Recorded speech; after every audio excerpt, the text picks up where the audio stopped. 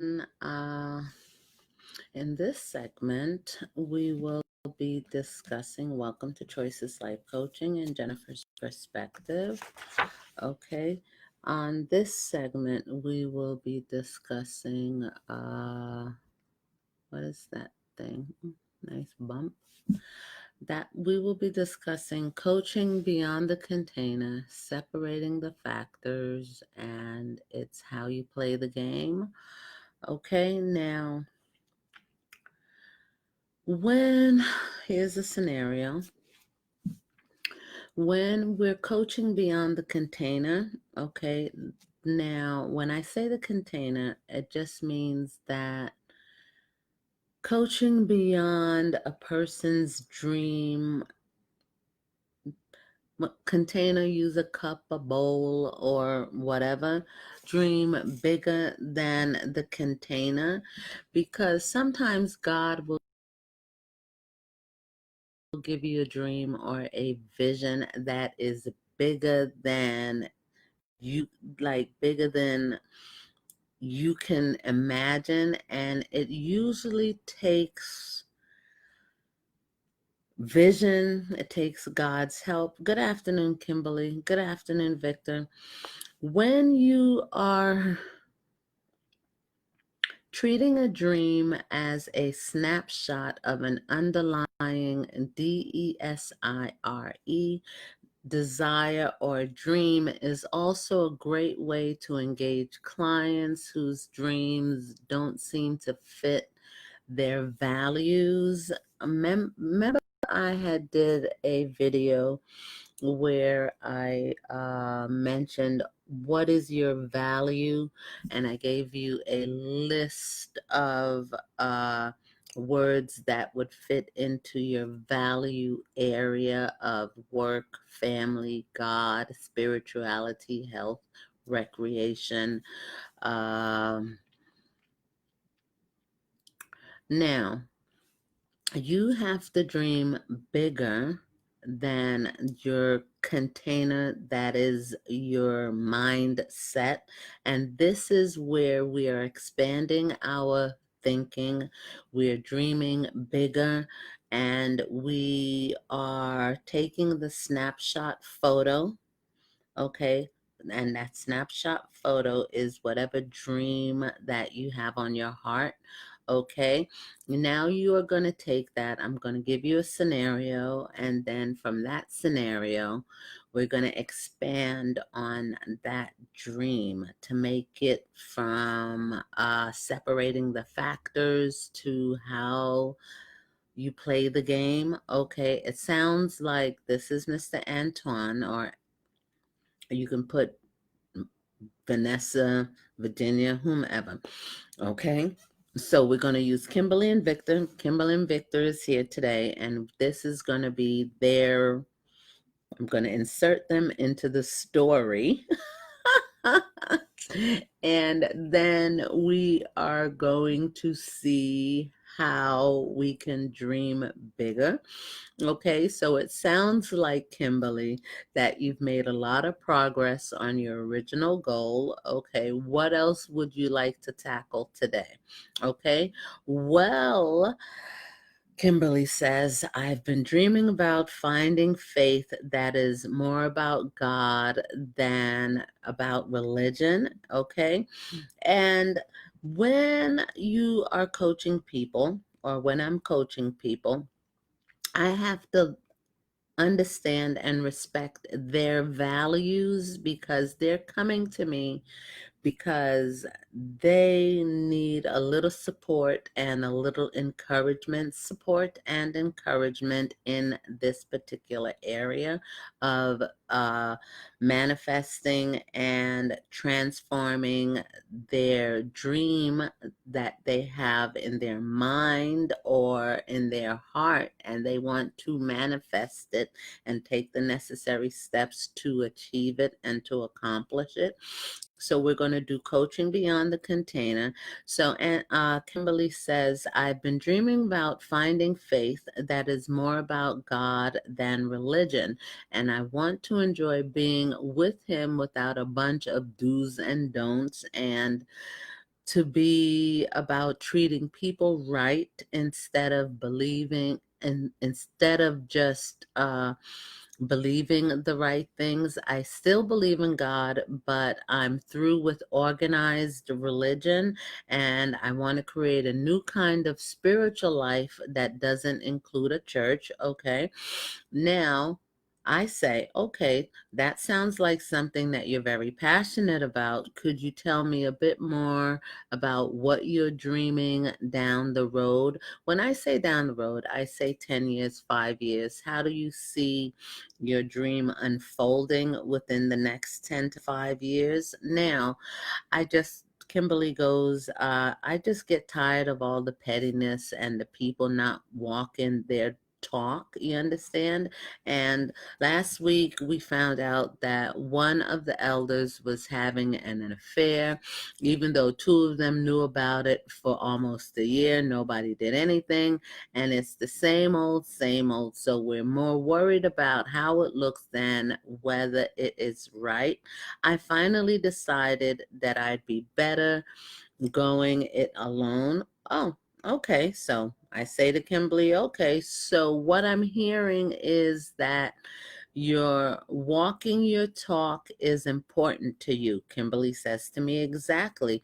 And I say to her, well, what's behind that? And then Kimberly goes, well, things like honesty and integrity are important to me.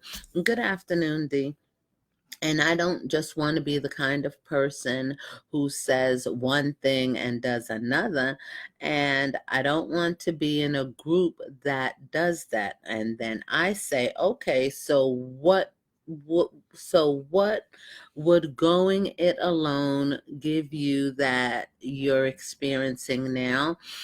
And Kimberly says to me, well, the ability to be a part of something that I believe in, and no more of the frustrations of dealing with all the religious crap. I get all upset when I do so much stupid stuff for each other and it isn't worth it. And then I say, well, okay, Kimberly, that's reasonable. So if you stop going to church and you don't have the frustrations, is that the real objective? Kimberly goes to me, I don't understand. Can you ask that in a different way? And then I say, sure, here's a scenario. Let's say you found a church, Kimberly, that you really do like, and that they really do walk the walk and talk the talk, and people were honest and they dealt with things as they came up, and they didn't all have these frustrations. If the choice was between going it alone or joining a great church, what would you do? Well, Kimberly says to me, yeah, I joined that church. I just don't believe that that kind of church exists. So I say to Kimberly, but leaving that question aside, what's your deepest desire, Desire, to live your faith alone or to be in a community that really walks it, like that really walks it out together? That means really walks the walk and talk the talk. And then I'd say to Kimberly'd say, I'd rather be a part of that kind of community. I just haven't been in anything that works. Okay. So I say to Kimberly, well, Kimberly, if so, if you put that choice in terms of your deepest desires, what is it? Okay. And then Kimberly may say to me, well, it seems like I have two options. Okay. I can go ahead and do God alone, which is not my deepest desire, because that would get me out of the frustration situation, or I can keep trying to find a real community, which is what I really want, although I'm losing hope and I can't find it. You understand? If you're losing hope and you can't find that ideal situation, so what I'm hearing Kimberly say is, so I have to say to Kimberly? So what I'm hearing is that the best part of you wants community. And Kimberly says, yes, the more we talk, the more I realize how important it is for me to have community, and I just don't know how to find it. Then I say to Kimberly, well, that sounds like something we can work on. Okay. So Kimberly goes, okay, I'm game. Okay, so here is the thing. In this dialogue, the coach, that is me, and Kimberly is the coachee, we can reconfigure Kimberly's dream in a way that will let Kimberly move forward and find Kimberly's heart's desire at the same time. What makes it work is that it is a belief of the coach that the dreams are containers for our individual DESIRES. And the thing is that we're originally made to point to God. Instead of opposing my client, that would be Kimberly, instead of me opposing Kimberly's dream, me as her coach would help her to explore what's behind the challenges, that I have to be able to help her to reach that DESIRE instead of settling for second best. So the steps for this technique are: take the dream seriously, find the deep DESIRE under it, and point that points to God. Whenever God gives you a dream or a desire, you have to be able to point whatever it is that God has put into your heart back to God and invite reorienting the goal around the true DESIRE instead of the container of the dream. Coaching beyond the container is the true DESIRE. Why does she always have to spell desire? Because if I say desire, it'll come out like I'm saying liar, and I don't want to be like, you understand? So I just want to say that the true desire is that you can even work with overtly fresh desires. Okay, now if Kimberly is my client and if a client wants to have an affair, what does he hope to gain from that? Like, if you come to me and say, oh my God, okay, Victor. Victor says, why do I have to be the man that's going to have the affair? Okay. Right now, you are just going to be the person that is, I have to insert you into these role play scenarios, okay? So now, what is your true heart's desire in a romantic relationship? It may be intimacy, or being respected, or excitement, or an escape from criticism at home. I'm not going to coach someone to have an affair. Let me just say that right now. I am not going to coach anyone to have an affair, but I can coach him towards true intimacy, and that is respect or a meaningful life with God's plan for him. And the closer you strike to the true heart's DESIRE, which was created for fulfillment in heaven, the more simpler and easier it is to create a kingdom-oriented goal, okay? Because I'm a Christian coach and a Christian counselor, so I have to make sure that your value system is in place, okay? And I have my own values as your coach, VALUE, and I can't go against my values as your coach. Even though you're my client, I can't, like, I can't, like, I'm not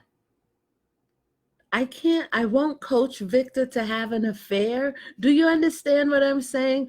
But I can coach him towards intimacy. And when I tell people that their relationship with God is their most intimate relationship that they will ever have. People look at me and say, why do you always say that? Because it is. And once you understand how intimate your relationship is with God, it will lead you to make better choices, better life choices. You understand, that will give you the fulfillment, not only in heaven, but here right now on earth, that you can have a better relationship with the person that you're currently in a relationship with. And I can use a variation of this approach when dreams are frustrated by external circumstances. For example, the dream is to go on a Caribbean cruise with your husband or wife, okay, with your spouse, okay, and you can't because you have two toddlers at home. And this is for you, Mrs. Demi.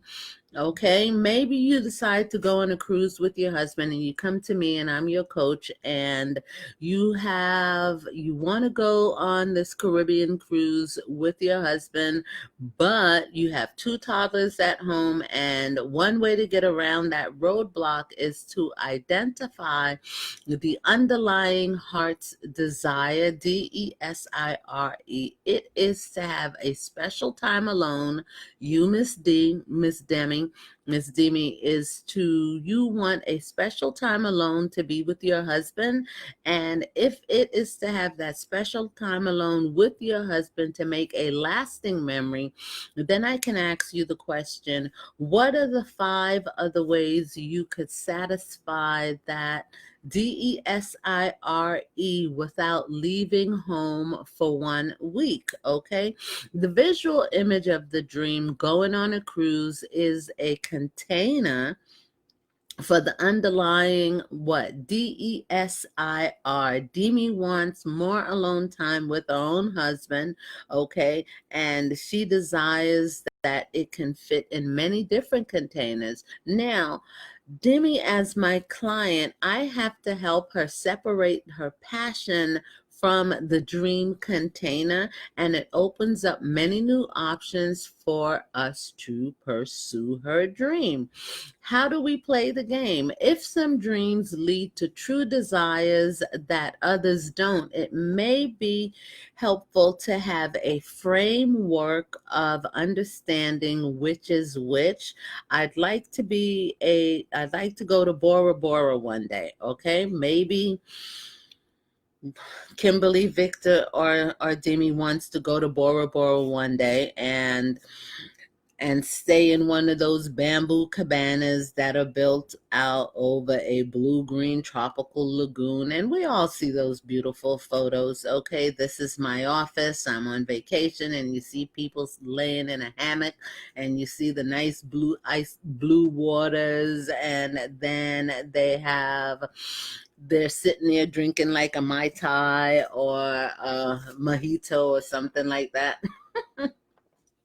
Is that your dream? If that is your dream to do that, then you'd sit there with your feet dangling in the tropical clear lagoon water, watch the sun go down and the moon rise over the surf, and then you get to rock to sleep on the waves. Okay, sounds wonderful, doesn't it? Yes, absolutely.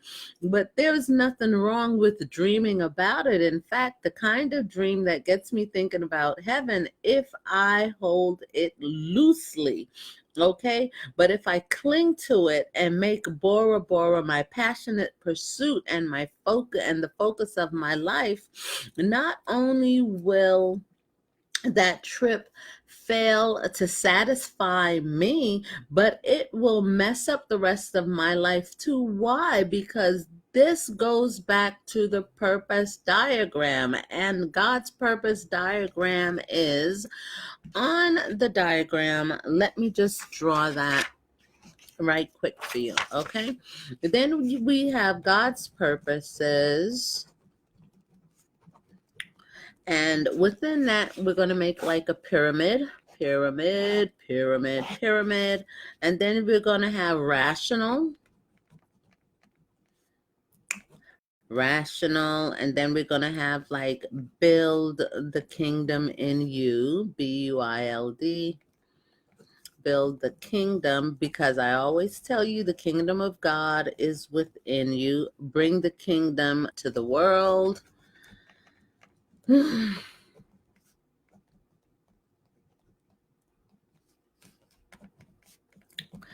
And then on the next side of the pyramid, we're going to have like a final result. Okay, and then we have the rationale. You got to be rational. And then we're going to have the ultimate reward. Ultimate reward. And you, ultimate reward, and you are the child of God. Okay. Now that you're the child of God, then you're going to have the greatness within the kingdom of God that is within you. Okay.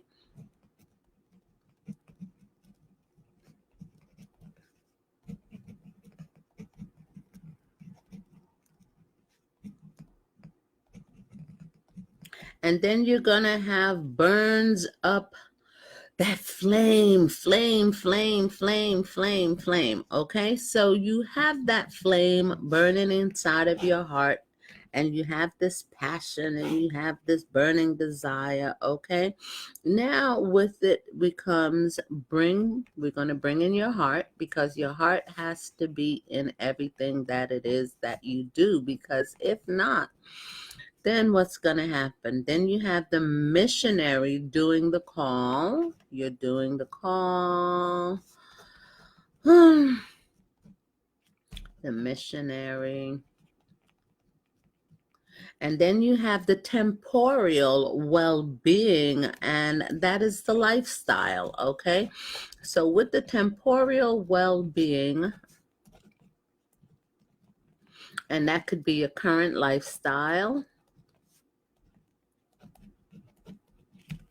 So when we take a look like this, we have God's purpose, okay? Then we have what we call the rational. Then we have building the kingdom. Then we have bringing, if you look on this side, not this side, this side. Oh, camera. Bring the kingdom to the world, okay? Wherever you are or wherever it is that you may be, you have the kingdom of God that is within you. Then we have the ultimate reward, okay? We have the greatness of the kingdom, and then we have the flame. Now, when we look at this part of the chart, we are bringing with our heart. I know, write a little neater, Miss Jennifer. Okay. Okay, then we're doing the call, okay? This is in the missionary. So this is when God is calling you to do something, and you have that burning passion and flame. And then this is the temporal, right? With our temporal is our lifestyle. Have you noticed from the time you've known yourself up until now that your lifestyle has shifted and changes over the years that you have? You don't do the certain things that you used to do 10 years ago, 15 years ago, 25 years ago.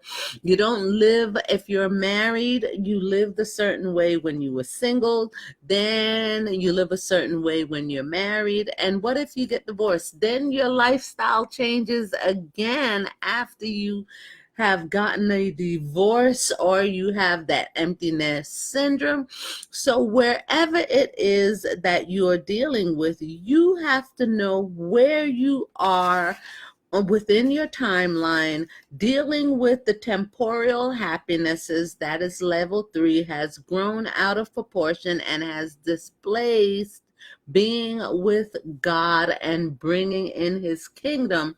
You understand that money and sexuality are similar, and money and sexuality is truly similar, and they are intrinsically good things, or they can be intrinsically bad things. Why? It all depends on how we deal with this, but they can be pursued in destructive ways, or they can be pursued in healthy ways. Now, much of the content of things that we dream of or dream about into this neutral ground, because I'm the neutral ground, okay? You have to be where the object of your dream is neither good nor bad, but it is how we go after the dream or pursue the dream that makes the difference. Any temporal pleasures elevated to the status of primary purpose brings either what? Death or life, okay? I can't help you to implode your relationship. That would be bringing death. So I have to help you find more passion and fulfillment within that relationship. You understand what I'm saying? So, what are the three categories of the true desires which reflect the image of Christ and point us towards heaven? That means point us not heaven in space. Heaven is within. The kingdom of God is within. Don't you never let nobody tell you anything different, okay? The kingdom of God is within you. And where will you find that inner peace where your innocent desires become part of your human being and part of your makeup and part of your humanity and are neutral? Then you have the corrupt desires, desire. Now, we can, with the corrupt desires, are true or innocent desires, what is twisted and what is one takes a destructive form with the corruptive desires. I can't coach you to rob a bank. You understand? I was listening to a Steve Harvey show and they had did like this funny scenario where this dude wanted to rob the bank, but he wanted to hire the limo driver and have the limo driver wait outside while he robbed the bank. And the limo driver, he just like, I guess he had did a bit or something and he finally got his life back together or something, and he finally got his life back in order. And so he's on the phone talking to this dude. He's like, dude, let me tell you, it's not worth it. Because why is not worth it? Because you can't do those corrupt things. Those are corrupt things, okay? When our desires get messed up, and they tend to be either true desires pursued in the wrong way, our innocent dreams and innocent desire are taken out of proportion. Sex taken out of context is often a true desire for intimacy, but it's pursued in the wrong way, okay? How do you say that? Arranging your lives around getting to Bora Bora is an innocent dream taken way out of proportion. Why? Because the book of James teaches us that we tend to become corrupted when they are unmet, and they are unmet with the focus of satisfying our temporal desires, and instead of being with God. Look at all, and I can say that, look at the people that married those the Playboy bunnies, okay? Those are all temporal. Those women are just doing that temporarily for whatever reason, but they don't end up being there until they're 90 years old or something like that. Those are just temporal dreams. The only person that keeps what was Hugh Hefner? Was Hugh Hefner, you know Hugh Hefner?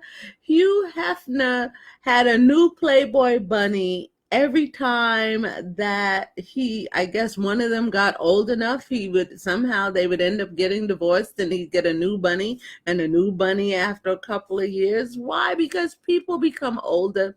We get wrinkles Look at me. I get spots underneath my eyes. You understand? So if you are trying to find the best way to find inner peace, okay, that has to come with what causes wars or what causes fightings among you.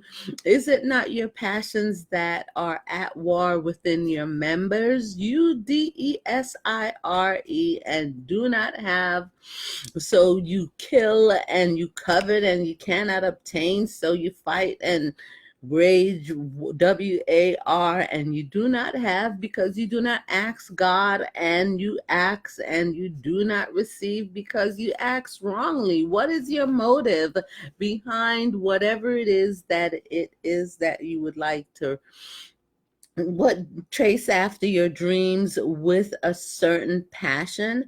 Desire itself is not wrong. You understand? It is good to have DESIRE, but it also, in the book of James, it is about the hardcore as they come. Actually says that the right thing to do with a DESIRE is to ask God for whatever it is that you want. So we can be in blind pursuit of happiness or happiness when we are pursuing something that we know that we shouldn't pursue, and we intentionally ignore the warning signs so we can keep running after it. After like a 4 year, there are four indicators for each. There is a pressure to have it and have it now. What is the driving of the urgency for this particular thing? Does it need to happen now, or could it wait? Whatever it is that you're dreaming, or you understand, as your coach, I have to be able to help you to see. You understand what I have to ask you these questions, or is what it is that you're pursuing? What is the pressure to have it now? What is this the beneficiary? Is it beneficiary to you? Okay, who except you benefits from this particular dream that you may be having or wanting or everything like that, or ignoring the impact on those around you? how will your how will your dream affect your spouse, your kids, your family? How will it impact your friendships and your relationship? So when we are doing true desires and how to play the game, and the separating the factors and coaching beyond the container, you have to ask yourself all these questions and you cannot avoid examining the future implications. Play out the impact these course of actions will have on your life and the people's life that you are part of. I can say that your spouse or your relationship or your children, you understand, whatever your dream is, how will it whatever action steps that you take, you understand, how will it impact the life of you and your family and your children's lives for years? Like, people, when they decide to have an affair, like, they're only caught up in the moment, but if they stop and take a minute to think, you understand, they can think, okay, if I do this, how will it affect my spouse? How will it affect my children? How will it affect my current life situation? Okay, so when we have passions are not meant to help me get my passion, but it is to lead me to serve you. Do you understand? Some passions can be tested in terms of pursuit or PROSUIT. Oportion. Is this dream in proper proportions with other things in my life at this time? And is it worthy of making it a primary pursuit? Okay. Those are great questions to ask in life for the life purpose coaching. And here are several more evaluations. Okay. When I first started coaching, and I can honestly say that I wanted to do the virtual coaching. I was not ready to do the face-to-face interaction with the people. Why? At that time, I was still a student. I was juggling too many things between writing the book, studying, and dealing and working full time. And then the last thing I really wanted to do, because I was in contact with so many people all day long, I said, let me just do something that I can do via the phone or the internet, because I needed my own personal space so that I can relax and feel comfortable, because I was in contact with like 200-300 people on a daily basis. So between all of that, and I started the virtual coaching business so that I can still interact with people, but still have my own personal space at the end of the day, because now I'm coaching my clients at the end of my full-time job. And now after my full-time job, now I have to do my other job. And my other job is what? To coach my clients and to build a business. And I decided that what was my passion and my pursuit, I still would like to build a business. I still want to coach them, but how can I coach them without being overwhelmed with, because I didn't have the energy, I think, to do that face-to-face thing after like a 16-hour work day. So I had to balance my schedule in a way where I would coach my clients maybe every other day, or I would take coaching clients like every 3 days out of the week, and then I would coach half a day on Saturday. That was when I first started. Now with the pandemic, everything is now full-time. The business is full-time, and everything is, we're coaching online, and it is what it is.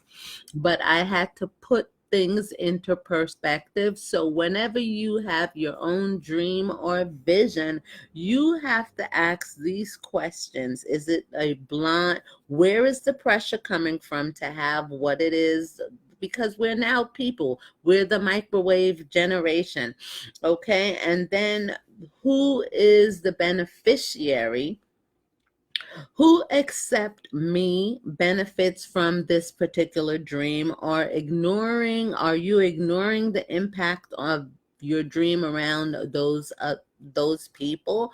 And then you have to do the examining the future implications. Okay.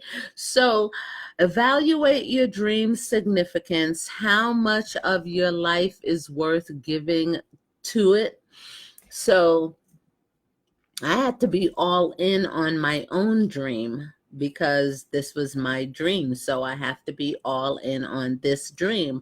How does this fit in with your other priorities in life? Now, because you have coaches that are married, you have coaches that are single, you have people, even not only coaches, coachees and clients that are in relationships and that have children. You have to find whatever dream or passion that God has given you, but you have to be considerate of the people that are in direct contact with you and your life.